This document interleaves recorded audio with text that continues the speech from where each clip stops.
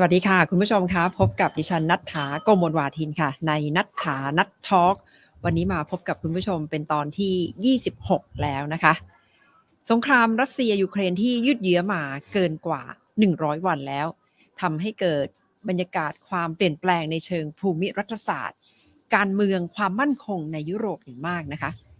เปลี่ยนไปในแบบที่ประธานาธิบดีวลาดิเมียร์ปูตินเองก็อาจจะคาดไม่ถึงโดยเฉพาะที่จุดเริ่มต้นของการไปบุกยูเครนเพราะว่าไม่พอใจที่ยูเครนจะขอเข้าเป็นสมาชิกของนาโตแต่ว่าทำไปทำมากลายเป็นว่านาโตก็ต้องขยายสมาชิกภาพตามคำขอของสวีเดนและฟินแลนด์2ประเทศในยุโรปเหนือที่ตัดสินใจไปเมื่อตั้งแต่วันที่18พฤษภาคมที่ผ่านมานะคะประกาศอย่างเป็นทางการต้องการขอเป็นสมาชิกนาโตทั้งที่ก่อนหน้านี้ไม่มีวี่แววมาก่อนและ2ประเทศวางตัวเป็นกลางทางการเมือง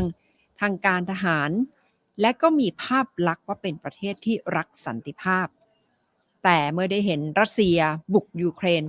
ก็ได้กลายเป็นเหตุผลสำคัญค่ะที่ทำให้ภูมิรัฐศาสตร์ในยุโรปเปลี่ยนไปอย่างรวดเร็วโดยเฉพาะในช่วง2เดือนแรก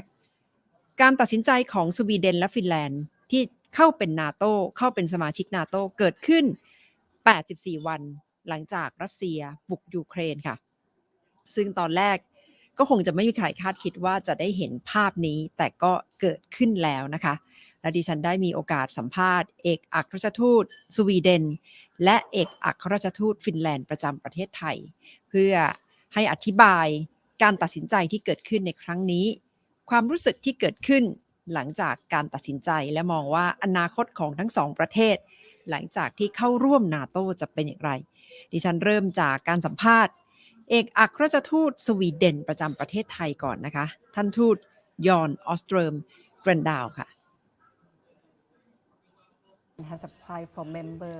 membership of NATO on 18th of May, 84 days after the Russian invasion of Ukraine. How's the latest situation? I think it was the right decision. It wasn't an easy decision since we have been military non-aligned for many years. But it was the right decision because we needed to adapt to the realities on the ground. What do you expect to happen after this? What's the application process and how long will it take? For Sweden and for Finland, it was important to have a relatively quick process, but NATO is,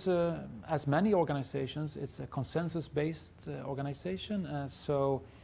for any country to become a member, for any enlargement of NATO, you would need consent of all member countries. And now we have a process where I hope that we fairly soon can become members, and there are consultations ongoing. As far as we know, Turkey, one of NATO member, opposing Sweden and Finland to be joining NATO. How do you like to convince Turkey? I strongly believe that it's not only in the benefit of Sweden and Finland to become members. It's not only benefiting our security. I think that we also have a lot to offer to NATO, and I think that through the negotiations and the talks that we have now with many NATO member countries, including Turkey, I think that will become evident also to others, and hopefully those talks they are ongoing, as you may be aware, and hopefully they can be concluded fairly soon. In the beginning, as far as we see, Finland was trying to speed up the application to NATO membership, but Sweden seemed a little bit holding back. What is important to keep in mind is that February 24th, when the Russian Federation invaded Ukraine, that is the defining event, the defining moment here. And right after that, we, Sweden and Finland and many other countries, not only in Europe but also I think in other parts of the world, had to make a new analysis. We decided on a security policy review that we had for close to 2 months, including all political parties. And for us, it was very important to do that in tandem, you could say, with Finland. We didn't have exactly the same policy review, of course, but to be in close consultation with Finland, because Finland also being not only a neighbor, but also our closest ally, I would say, when it comes to defense and security policy. So that was important. Each country has its own processes and exactly how to do it. I would say that we followed each other more than one country following the other. Right now, do you think Swedish people feel more confident, or how does the government feel with the security after joining NATO? Do you think it's on the path of having more security for the country? I think it was the right decision, and it's also something. It's also a decision that is supported by a solid majority of the Swedish Parliament, but also of the people today. Exactly what the future will look like, no one knows, but building security together with others has always been very important for Sweden. And now, after what happened in February, and with the ongoing Russian aggression against Ukraine, a neighboring country to Europe, European Union, a country in Europe, we came to the conclusion that our national security is best served within the NATO structure. And I think that will be also true in the future. With the war still going on, how do you think this application as NATO family will change architecture of security in Europe? I do believe that NATO with Sweden and Finland will become an even stronger alliance. I think that we will be able to have a more stable Northern Europe when we have in the future not only Sweden and Finland, but also Denmark and Norway, all the 4 Nordic countries as members of NATO. I think that we will also add security, not only benefit from the security. Right now, how do you feel threat from aggression of Russia in Ukraine? Overall, what's the sentiment among Swedish people? Well, the sentiment, I would describe it as we as Swedes, we are of course worried about what's happening in Ukraine, but it's also important to keep in mind that for many years now we have been witnessing also other kinds of Russian activities. Could be cyber attacks, it could be other kinds of activities. So we remain vigilant, but we also remain prepared. We have also, of course, means of protecting ourselves. But for sure, this is an historic moment in time for Europe. For the first time in many years, we have a large-scale invasion, and it's the ultimate breach of international peace, and it's also a breach of UN's charter, having a country invading another in this way. So it's of course worrying. It is. As you mentioned from the very beginning, Sweden maintained 200 years of neutral status, of having neutrality, and doesn't take any stand militarily. So what will be consequences to Swedish society after this decision? Probably too early to tell, but of course, for many Swedes, this very long period of military non-alignment, when we now move into something else, we will have to redefine maybe our self-image. I think that we are ready to do that, prepared to do that, and willing to do that. But of course, we need to do it because now we are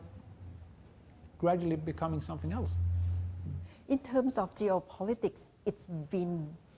considered right now that the US and Western allies, European allies, are moving very much closer and having much closer relations. And on the other hand, Russia and China is also on the other camp. How do you see this divisive geopolitics, and where's the position of Sweden? I think it's perfectly right what you mentioned about the West coming together, Western countries. It's been I'm very impressed by not least the European Union and the European Union's ability to come together and to show solidarity with Ukraine, of course, but also to show a very strong solidarity within the European Union between countries. This is very important, and it's something that we will continue to build on, I think, for the future, also in other areas. I agree with your assessment that we have there are risks in the future of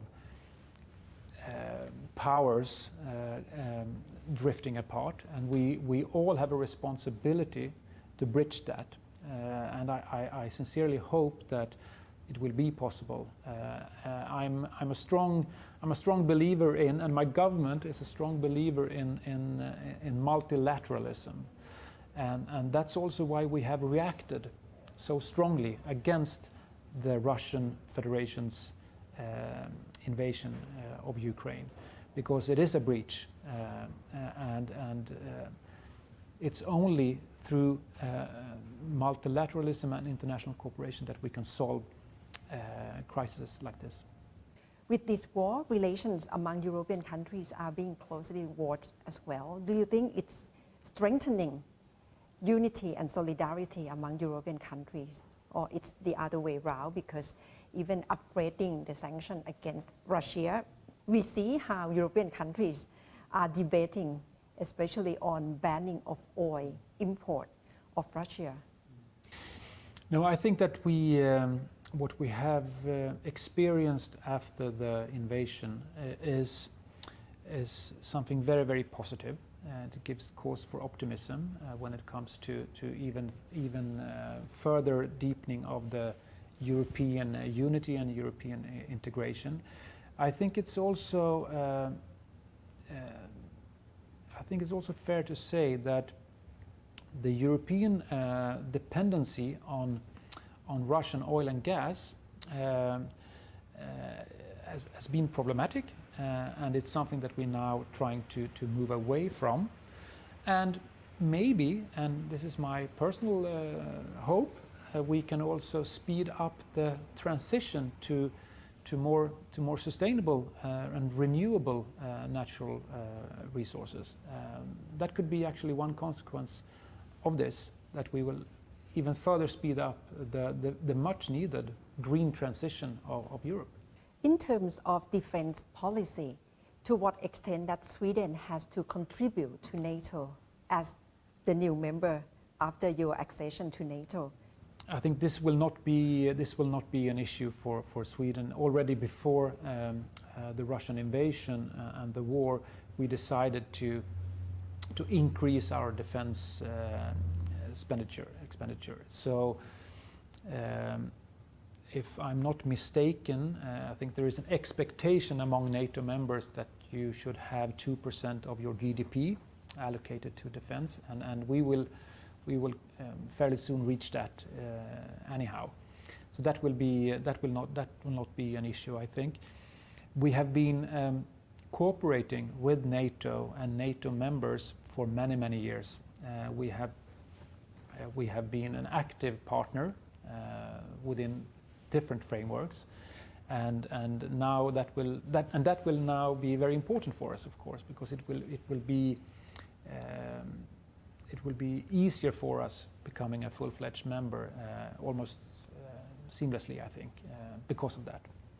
As far as you can see, what do you expect, or how do you expect the war will end? My only hope is that it will end as soon as possible and that we will be able to save lives. I think it's very important to state one thing, and that is that there is only one aggressor here. There is only one responsible for this situation, and that is the Russian Federation. It was a totally unprovoked attack, and thereby it's also the sole responsibility of that actor, the Russian Federation, to withdraw from Ukraine and to end this war. It's in the hands of Mr. Putin and the Russian Federation. So far, how has Sweden been affected by the war? Well, one very clear effect is, of course, what we have been discussing, the NATO application. But apart from that, so far we have been relatively, we haven't been affected that much because we are not as dependent as some other countries on Russian oil and gas. But if this continues, every country will be ultimately affected. Thank you very much, Ambassador, for joining me. Thank you so much for having me. เอกอัครราชทูตสวีเดนประจำประเทศไทยค่ะยืนยันการตัดสินใจที่ขอเข้าร่วมเป็นสมาชิกนาโตนะคะซึ่งจากแผนที่ก็จะแตกต่างไปจากฟินแลนด์นะคะเพราะว่าสวีเดนเป็นประเทศที่อยู่ถัดมาจากฟินแลนด์นี่มีพรมแดนติดกับประเทศรัสเซียนะคะไม่ต่ำกว่า 1,300 กิโลเมตรก็เฝ้ามองสถานการณ์ที่รัสเซียยกกำลังพลไปบุกยูเครนด้วยความตกใจค่ะจุดเปลี่ยนสำคัญของประเทศฟินแลนด์ก็คือประชาชนที่ลงมติมีการไปสำรวจความคิดเห็นของประชาชนนะคะถ้าก่อนหน้าที่จะเกิดสงครามก็บอกว่าสักประมาณ 20-25% ของประชากรประมาณ 5,500,000 คนบอกว่าน่าจะเข้าร่วมนาโตแต่พอสงครามเกิดขึ้นประมาณ 75% เห็นว่าฟินแลนด์ควรจะเข้าร่วมนาโตตรงนี้แหละค่ะเป็นจุดเปลี่ยนสำคัญที่ทำให้การอภิปรายในรัฐสภาของฟินแลนด์ก็มีมติเป็นเอกฉันท์ว่าจะต้องขอสมัครเข้าเป็นสมาชิกนาโตในที่สุดฟินแลนด์จะว่าไปก็มีความละเอียดอ่อนมีความเปราะบางอย่างมากนะคะเพราะว่าในช่วงสงครามโลกครั้งที่2เคยโดนรัสเซียยกพลไปบุกมาแล้วในปี 1939 ทำสงครามกันอยู่หลายเดือนค่ะและฟินแลนด์เองก็ต้องยอมเฉือนที่ดิน 10% ให้ไปอยู่ในความครอบครองของรัสเซียฟินแลนด์ก็บอกว่าย้อนกลับไปในช่วงเวลานั้นก็เหมือนถูกปล่อยให้สู้กับรัสเซียอย่างโดดเดี่ยวก็เลยพอจะเข้าใจความรู้สึกของยูเครนอย่างมาก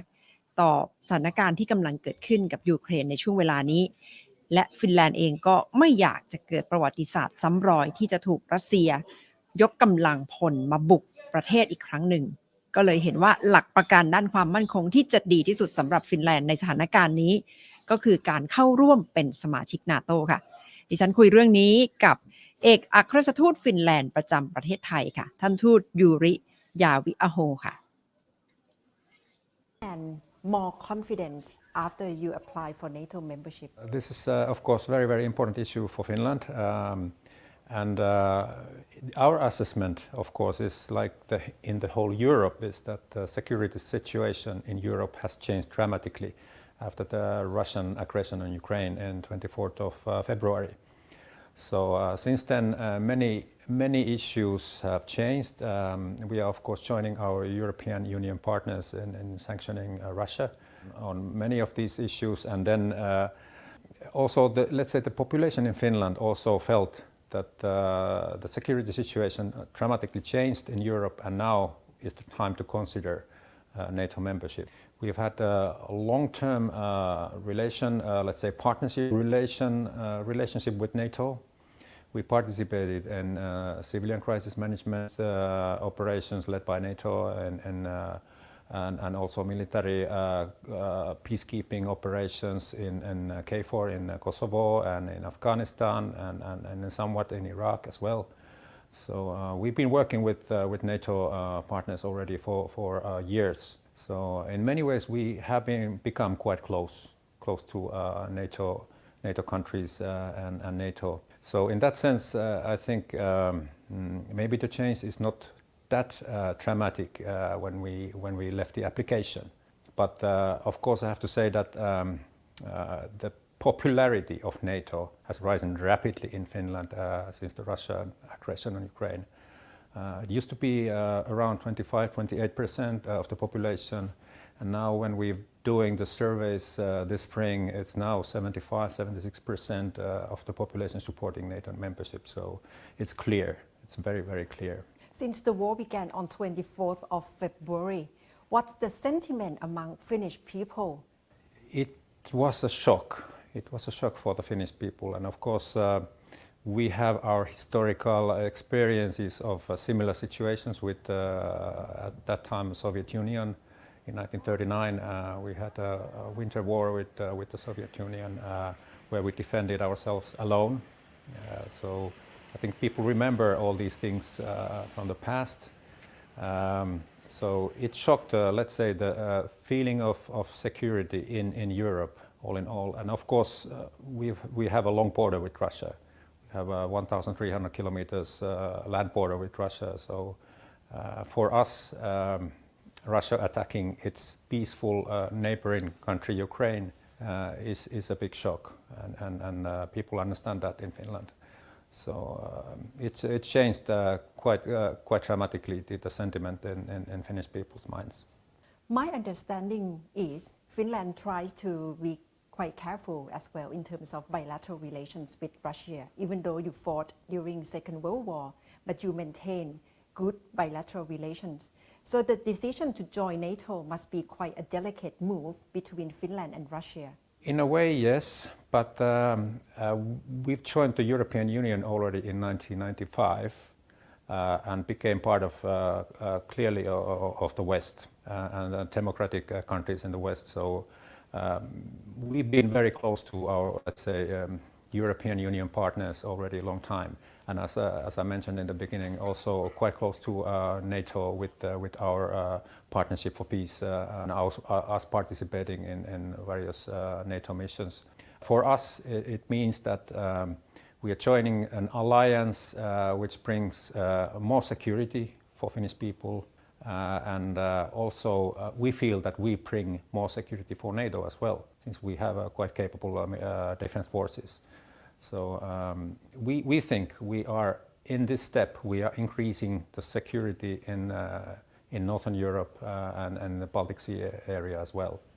But joining NATO is based on consensus by NATO members. But one member, Turkey, seems like to oppose Finland and Sweden in joining NATO.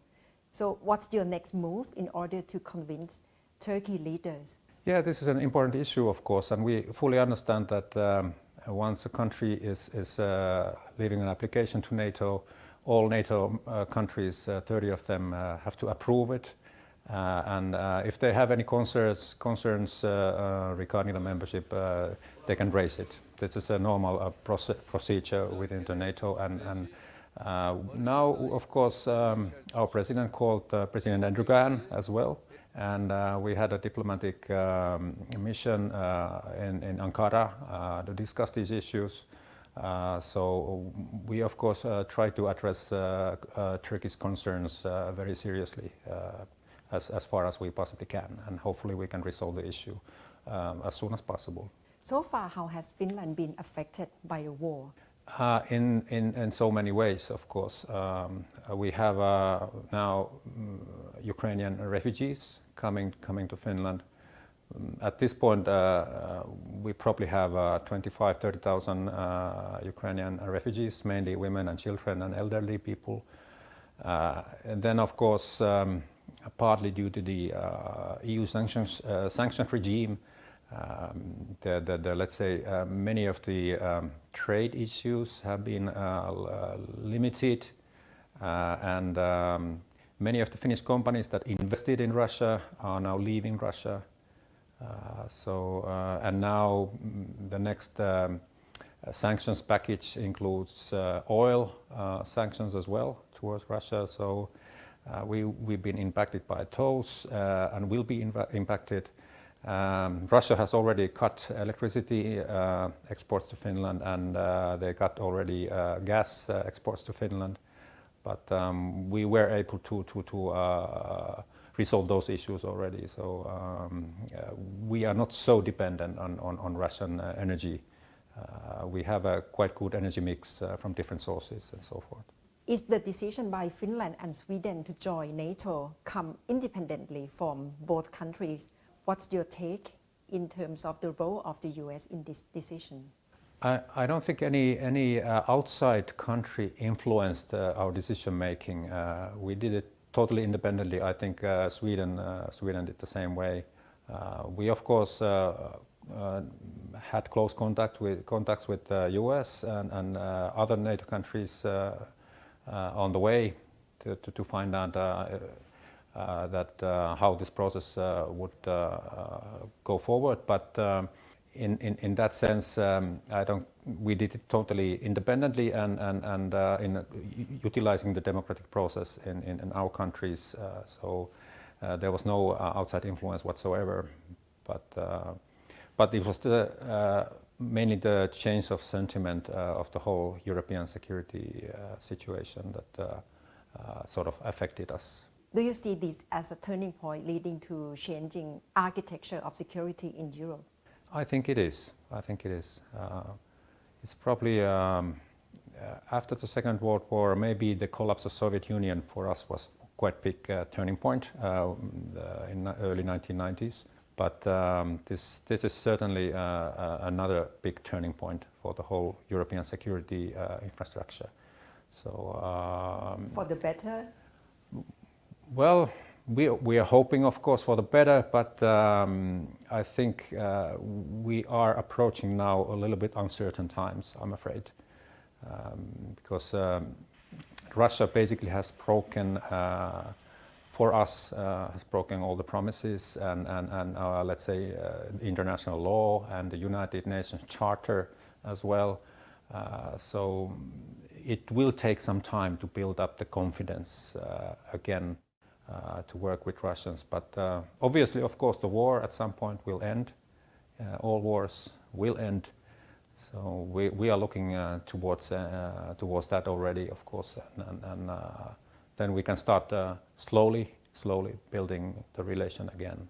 And what will be the consequences on Finland of the country in terms of economic, in terms of military policy and foreign policy after joining NATO? I think the consequence is that the security of Finland will and the whole Northern Europe will be better after that. And if there have been any concerns whether Finland is a secure country after we joined the NATO, it will be clear that Finland is a secure country. So I think it will raise the confidence on the security in our region. So I think that's a good thing also for the economy. So people can again trust that they can move freely and they don't have to be afraid. Even though Finland is totally secure at the moment, but I think it will further increase the security feeling. So, but I think it's important. Geopolitically around the world, how do you see the world which is happening at this very juncture and how it has affected geopolitics around the world? I think it has, and it is affecting many things. We can start from the rising energy prices around the world and food security in many parts of the world.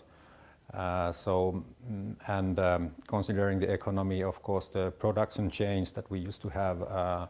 are cut into some extent. So it will have quite a big consequences in let's say medium term in the world. One way or the other, we will have to build up our new networks again. Also considering energy imports to Europe, we will have to find another sources than Russia. and yeah, so in many ways it will affect the let's say the economy, food security, energy prices around the world. So there will be quite big effects, I'm afraid. On the world stage, we see the image of Finland and Sweden are peace-loving, highly developed countries. But from now on, do you see the image of the two countries, especially Finland, will be changing after this as aftermath of becoming NATO member? No, I don't think it changes that much at all. We have in NATO we have already 30 very peaceful countries. So I mean, we will join them, and Finland will remain a very peaceful country from now on. And we feel that joining NATO will increase our security, but it's not away from anyone else. We will not be threatening anybody around in that sense. So I think it will just to be a more secure place than afterwards. So. Yeah, I don't think there will be much change in that sense. Finland will be a peaceful, loving country for years to come, for decades to come. We can consider, for instance, Norway has been a long time NATO member. Denmark has been a long time a NATO member. Norway is contributing to many peace processes around the world. So I don't see any big effect there. And you see this as the safer path for the future for Sweden, Finland, Nordic countries, and country in the Baltic Sea. Indeed, I think so. I think then once the old Nordic countries, Baltic countries as well, are part of NATO, so that will increase the security in the Northern Europe and Baltic Sea region as a whole, and that will be just a good thing for the Northern Europe. Thank you very much, Ambassador, for joining me. Thank you so much. ขอบ Thank คุณ you. ค่ะ ขอบคุณครับ จุดยืนของสองประเทศที่อยู่ใกล้ๆกันแล้วก็มีการเคลื่อนไหวเหมือนกันนะคะก็คือขอเข้าร่วมเป็นสมาชิกนาโตก็คือสวีเดนและฟินแลนด์จนถึงนาทีนี้ยังไม่ถือว่าเป็นสมาชิกนาโตอย่างเป็นทางการต้องรอกระบวนการพิจารณากระบวนการตัดสินใจและจะต้องมีฉันทามติออกมาจาก30ประเทศสมาชิกของนาโตนะคะก็คงจะต้องจับตาว่าตุรกีจะเดินหน้าต่อรองอย่างไรเพราะว่าตุรกีออกมาคัดค้านอย่างชัดเจนว่าไม่เห็นด้วยที่สวีเดนและฟินแลนด์จะเข้าร่วมเป็นสมาชิกของนาโตค่ะแต่สำหรับประธานาธิบดีปูตินก็คงจะจับตามองความเคลื่อนไหวในครั้งนี้นะคะออกมาระบุแล้วว่าคิดว่าก็คงจะไม่เป็นปัญหาแต่ถ้ามีการกระจายกำลังอาวุธของนาโตเข้าไปในพรมแดนของทั้งสองประเทศปูตินเตือนแล้วค่ะว่าจะมีผลกระทบตามมาแต่ตอนนี้บอกว่าไม่มีปัญหาเพราะฉะนั้นก็คงจะต้องดูนะคะว่าในเชิงความมั่นคงระดับโลกจะเกิดอะไรท่ามกลางสงครามรัสเซียและยูเครนที่ตอนนี้คาดการณ์กันแล้วว่าอาจจะยืดเยื้อไปจนถึงปลายปี 2022 ก็คือปลายปีนี้ค่ะหมายความว่าอาจจะมีเวลาอีก6เดือนที่จะได้เห็นการแข่งขันกันและความตึงเครียดกันในเชิงภูมิรัฐศาสตร์ระดับโลกค่ะเอาละค่ะทั้งหมดก็คือนัดท